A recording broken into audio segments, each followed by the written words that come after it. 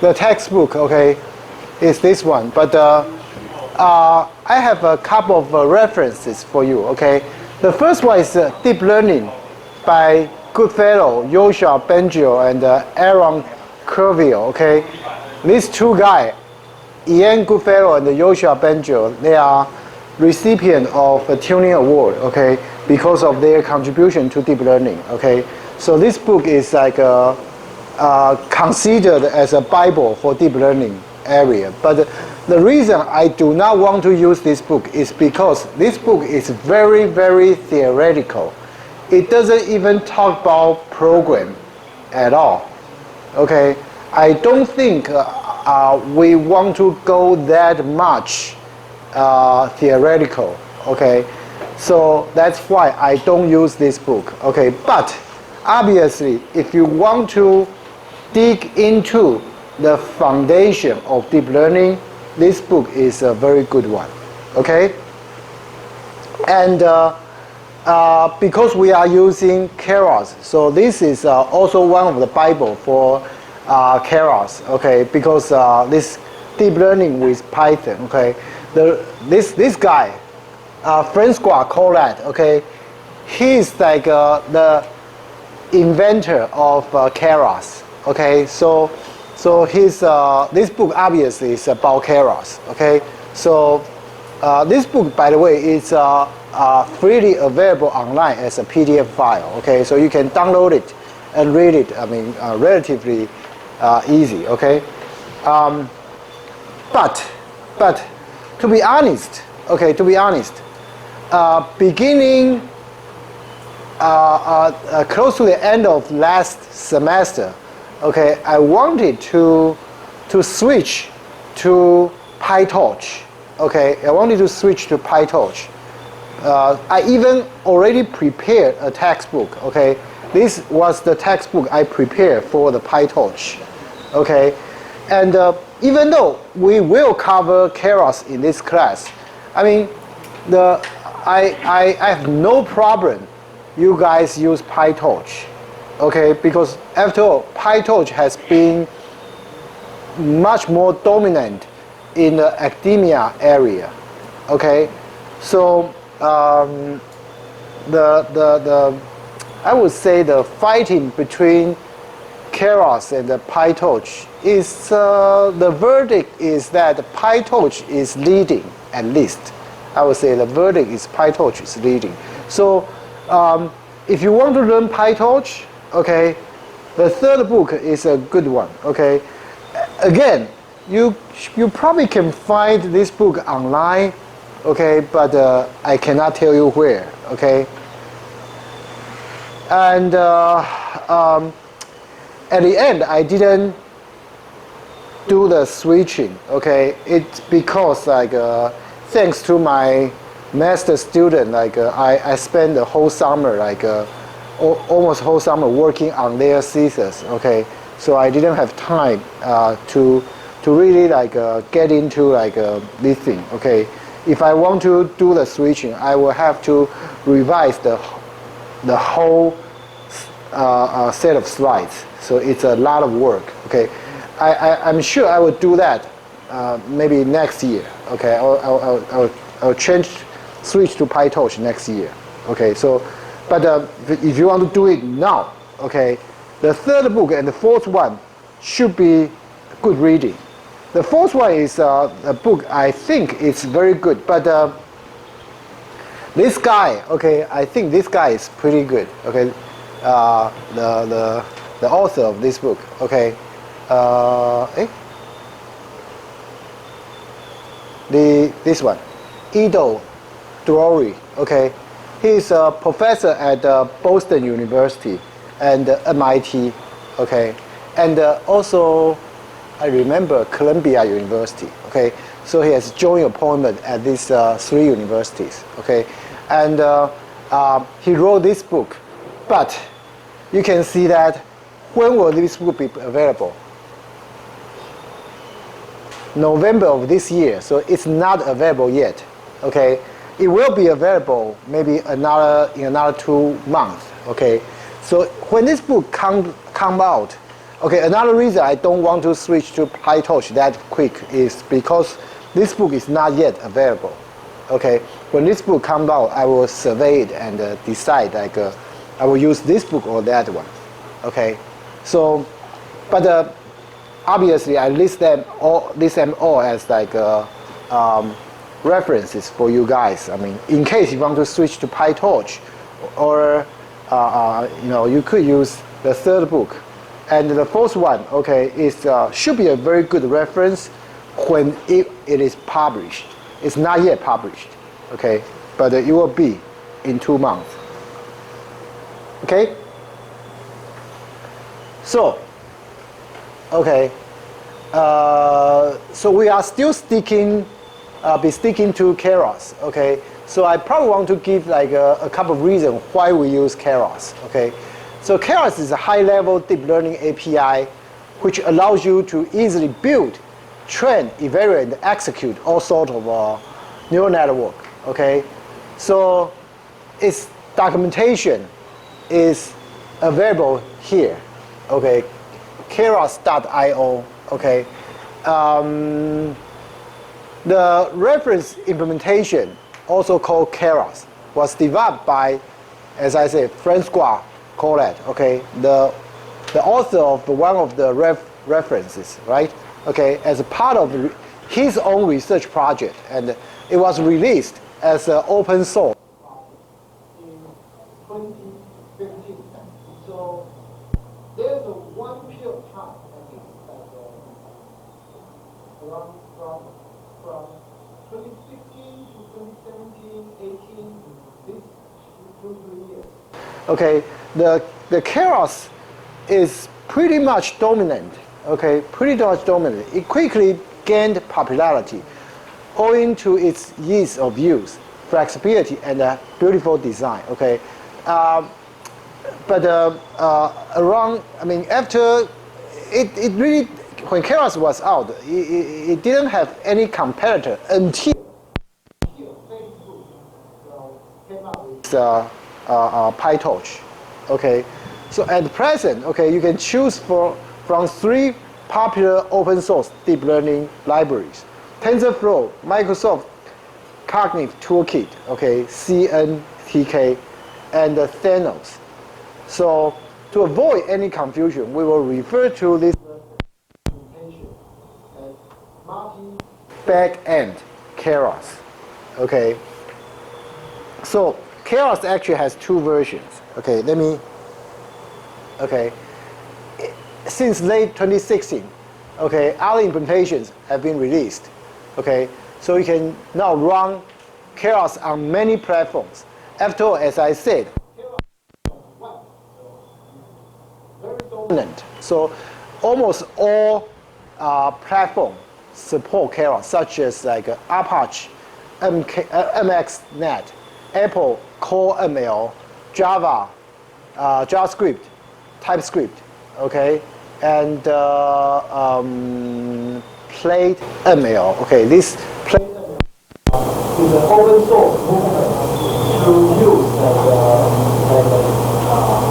GPU other than just the CPU. Okay, so for example, if you have AMD, okay, AMD also has its own GPU, okay, not just NVIDIA, right? So we use, for example,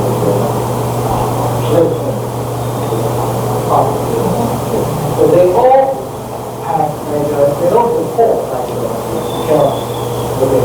So TensorFlow also it's a 2.0 version. It now comes bundled with its own Keras implementation. Okay. I just want you guys to understand. TensorFlow used to be, it was actually supported by Google. Okay, the giant behind TensorFlow, and again, Google consider Keras a very easy to implement API. So it actually includes the Keras in its 2.0 TensorFlow 2.0 version. Okay, so only support TensorFlow and backend. So it has advantage offering some very useful applications. Both TensorFlow, data API, but unfortunately, I think in this class we are not going to cover data API. Data API is we don't have that much. Okay. The code example, it should run fine on other Keras. In the class that we are discussing, it should run fine on other Keras implementation as well as well. But with only minor modifications such as changing the import, like path may be slightly different. Okay. So if we try to put it in one picture with something like this, okay, so you can see the traditional Keras, okay, we sit on top of different samples. Okay. So we call that margin backend Keras. Okay. And now, as I said, TensorFlow 2.0 has its own bundle Keras. Okay, it's TM dot Keras. Okay. So basically, this Keras, okay, every code you run, okay, should pretty much work on this one or this one. Okay. But we only exception that the import and the path may be slightly different. Because this one you have TM dot in front of Keras. The other one is probably the not. Okay? But this is the thing that we are going to do.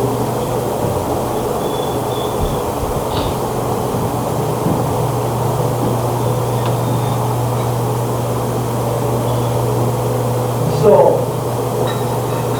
Keras is the first cycle. Okay. In the current, if you go to like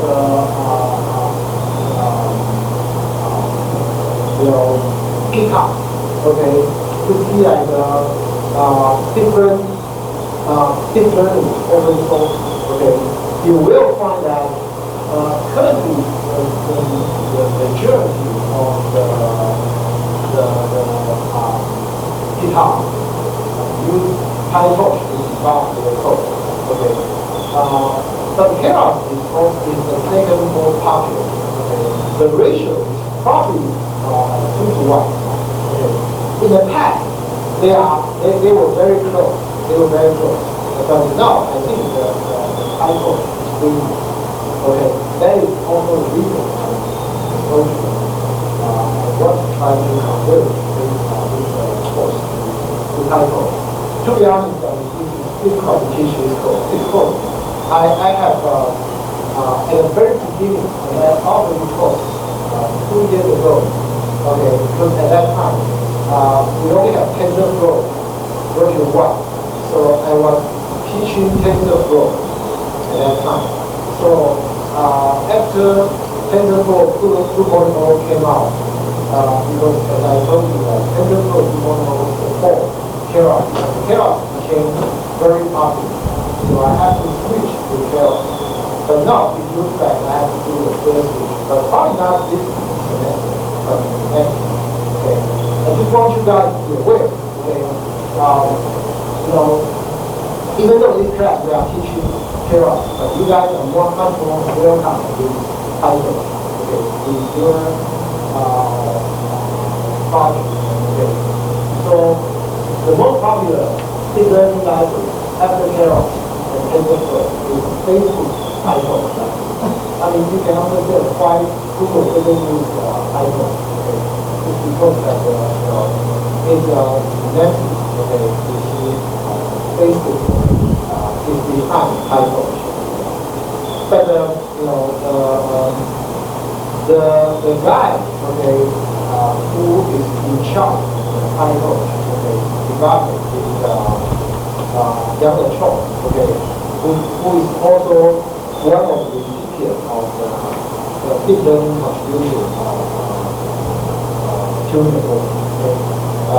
So I think that Yang Chong is really talk about heat, I think quite often in this class because we have done so many contributions to this heat application. The good news is that its API is quite similar to Keras. So PyTorch and the Keras, they are very, very similar. Okay? As long as you know how to use Python. Okay. If you know Keras, it's not very difficult to pick up PyTorch. If you know PyTorch, it's not difficult to pick up Keras either. Okay. To be honest, if you ask me which one is easier to learn, I probably will tell you it should be PyTorch. Because if you know Python, PyTorch is actually closer in terms of syntax to Python. Okay? So that's probably the reason PyTorch. Okay? But as I said, they are very similar. Okay?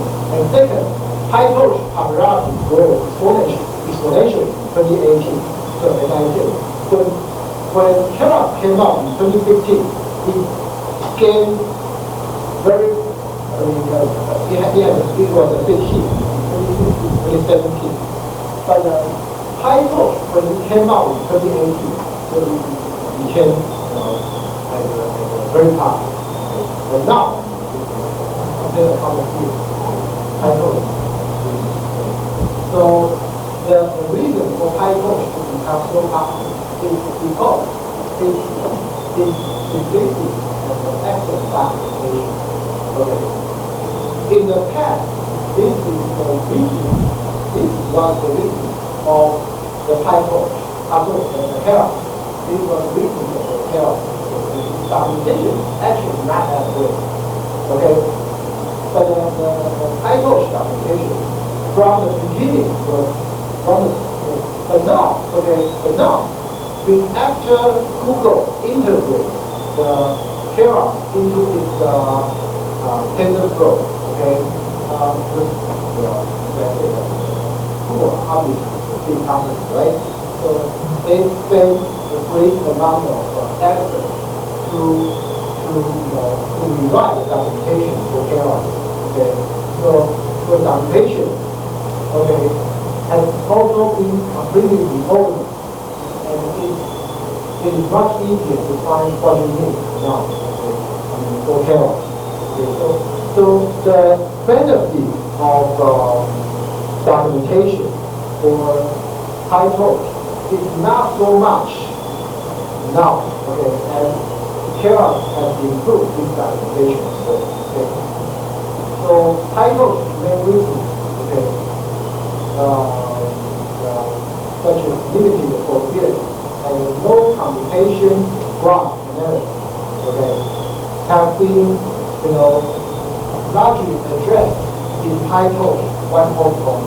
Okay, but Python 1.0 is not the first version. The first version of PyTorch is 0.9. If you ask me why 0.9 is the first version, I cannot give you an answer. Okay, I don't know why. But the PyTorch new version is called PyTorch 1.0.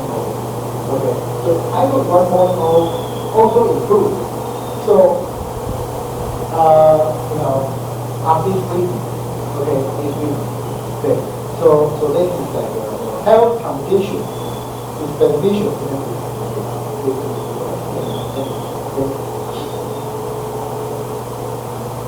So, okay, in this class, okay, we are going to do Python 3, okay, with the Keras.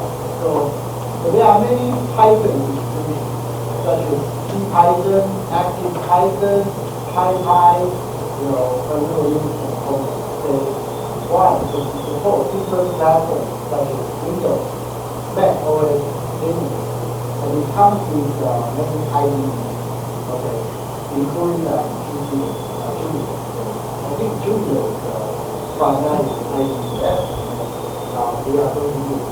Okay, it is good Jupyter worldwide. At the beginning, it was not that great, okay, but everything you do for a while, you will have it. So it's optimized for that machine. Okay, so that is the primary reason they choose the format over other machines. You can download it from this place. Okay, and make sure you choose the one with Python 3.1. Okay, so the latest version should have worked. So, since we are using Python 3, okay, if you are not that familiar with Python 3, okay, there's a Python 3 tutorial here, okay, for you to take a look. So I will not go over Python 3 in this class. Okay, after all, I hope that the majority of you should original Python anyway, right? But if you don't know Python, okay, so this is the place you should go to, okay, to quickly get that. Okay. So for those who are familiar with Python version 2, okay, but not Python 3, okay, the following link should be helpful. Okay. This one tells you the difference between Python 2 and Python 3. The key difference. Okay. So yeah, just want to make sure you guys have a place to basically catch up with Python. So in the following, okay, a couple of slides, I basically try to tell you how you will set up your development environment, okay, for this class. But I think I will skip those. You guys just follow this set up your computer. In this class, I actually encourage you guys to bring your computer to the class. Okay, and this, if you should be able to find the source code of this textbook. Okay, and if the author has all the source code of the textbook there from the website, but you should be able to find that. Okay, which is very helpful. Okay, so if you bring your computer with you, you can try to test the solution that we are talking about in this class, which is this time. Okay, but the environment setup, I think that without computer to go through that use stage. Okay, so I would just expect you guys to do it yourself. To be honest with you, okay. I think this covers right. This is the Jupiter interface. This is the whole space in Jupiter. Okay. After this, follow the instruction to set up the environment, you will have the Jupiter. That is very convenient for your development. But to be honest, okay. The Google actually has they provide a free CPU environment to use. Okay, what I say that? Yeah. It's something like this.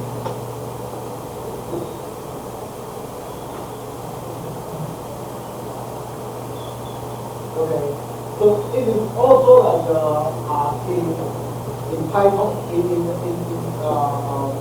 Jupyter format, okay, and it allows you to write your code and run to train your model, okay. As long as you don't use that much CPU, okay.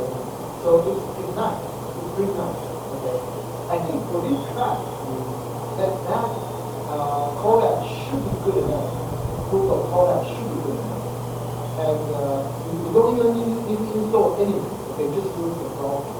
Okay, point to the right place and use the environment. Okay, so which, as I say, it's a very nice resource. use. Okay, and also obviously because it's supported by people, obviously the tensor flow is already used. Okay, basically I think if you use that approach, you don't need to worry about the installation stuff at all. Okay, you just use the code. Okay, so yeah, obviously you don't use the tool on your computer. You use code. Okay, but again, have the code instruction. But you can search Google Colab, and find it easy. Okay, so we do have 20 minutes. Okay, so first, let's try to use the example to talk about the linear regression. Okay, let's talk about linear regression.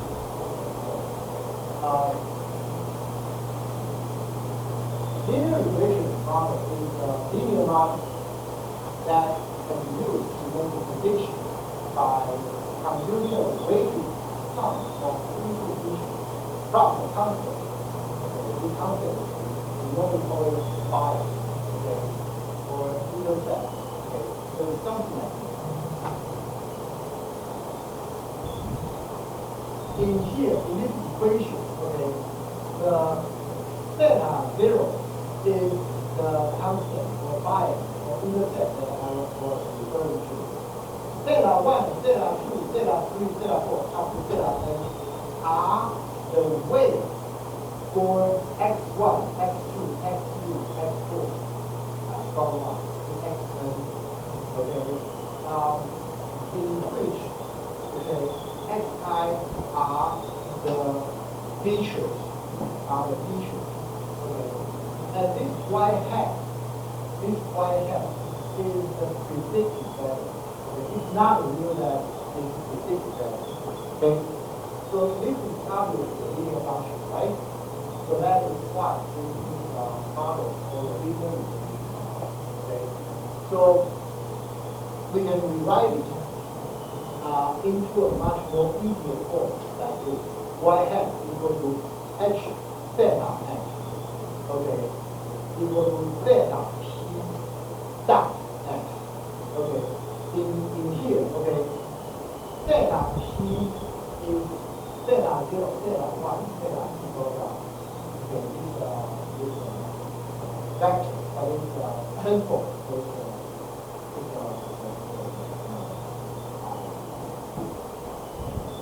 Actually, pretty much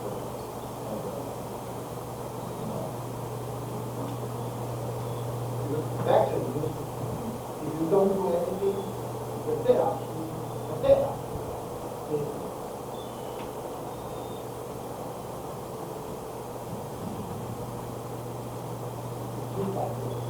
Okay, so theta p is the transport, so it becomes like this, right?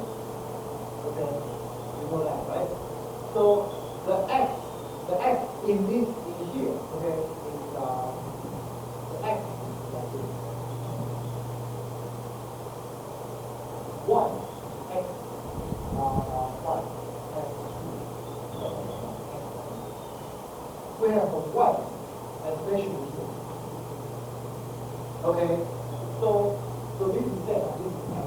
So theta transpose, okay, dot x, okay, it becomes like this one, this is like a metric multiplication. You know how to do that, right? So it will become like this, right? Okay, so we should be using to understand. Okay, so when you write like this, okay, it looks much simplified compared with the top format. And yeah, so you can consider this as a function for vector x. Okay, so we call that h theta, but actually the theta p times x. So So if you have a bunch of data points, you have a bunch of data points, then you want to find the set of sets. You want to find, when you are given a bunch of x, I, y, I, okay, the data points, okay, you want to find this one, this set.